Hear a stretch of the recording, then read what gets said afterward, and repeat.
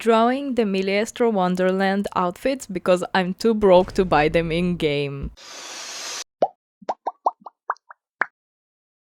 Hello and welcome to my channel. Today I wanted to talk about the new game mode in Genshin that, spoiler alert, I don't really like. So I have been a long time Genshin enjoyer. Well, except Natlan, I wasn't really playing Genshin when Natlan came out.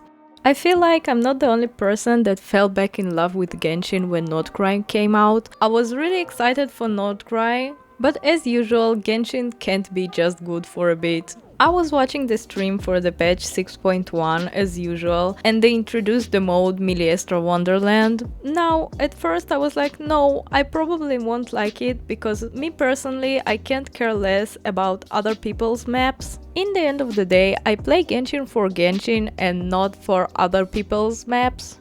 Hey Miss Bubble, you know you can customize your characters in there.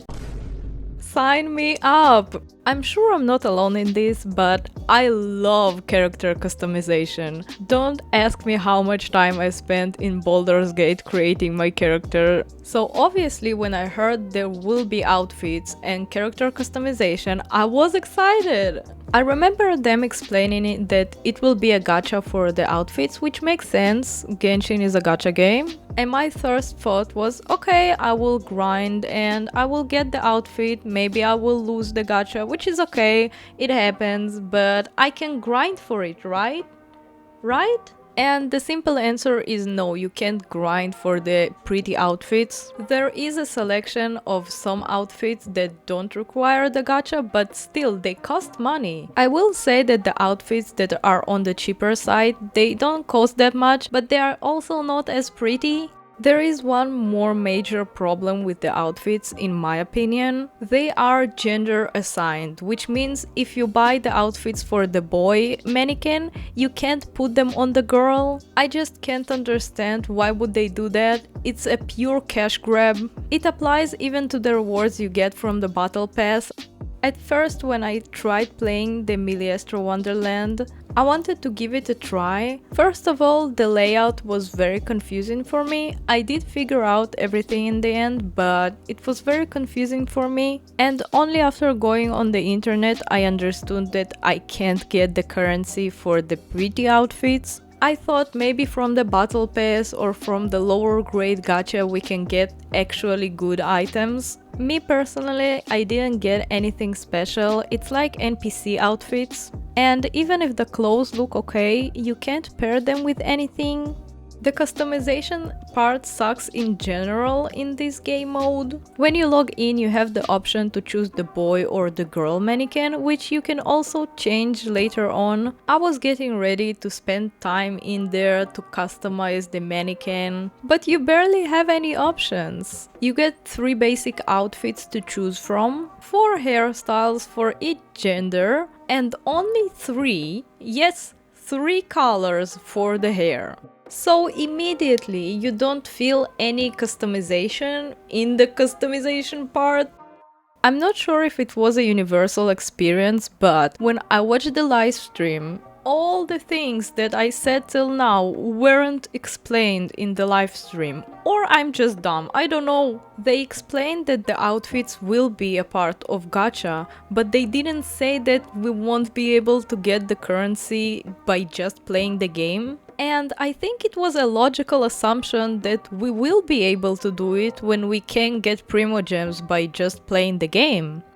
I want to talk about the maps as well. I did hear people saying that the maps are laggy, but I want to talk mostly about my experience because I played only for 1 day and I don't have a strong opinion about the maps. First I tried the bridge battle, which was actually fun. I played a couple of rounds of it, but I can't say that I'm dying to go back and play it. I played 2 more games and it was mainly to get the battle pass rewards. I played the raft survival and the combat challenge. With both of those games, I simply didn't understand how to play them. Now I'm sorry, I'm not going into Genshin to understand another whole game and read a guidebook about it.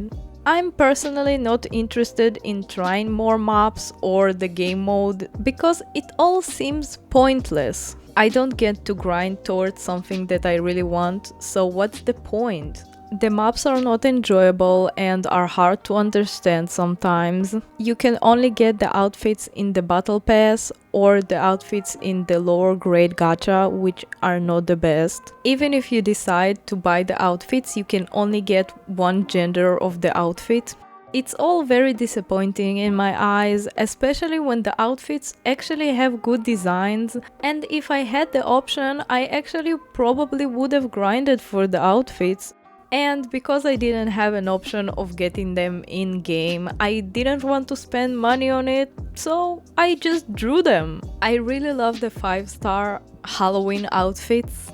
I decided to draw the boy version, probably because I chose the male mannequin. I just gravitated towards it. I always forget how intricate the Genshin designs are. Each time I draw them, I struggle on the small details and then I forget about it and I want to draw Genshin again and then I struggle again. Because the outfits were so detailed, I spent a lot of time drawing them, but also when it came to the shading, I didn't feel the need to shade them. In some of my pieces, I don't feel the need to render everything. I just render the parts that my eye is drawn to. It helps with reducing time that you spend working on your drawing. And if we're being really honest with ourselves, no one really notices these small details, and that's why you don't have to spend a lot of time rendering them.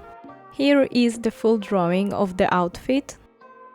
Tell me what you think about Miliastra Wonderland in the comments, and if you plan on actually playing this game mode. If you enjoyed the video, don't forget to drop a like and follow my channel. Have a great day guys, and I will see you in my next video.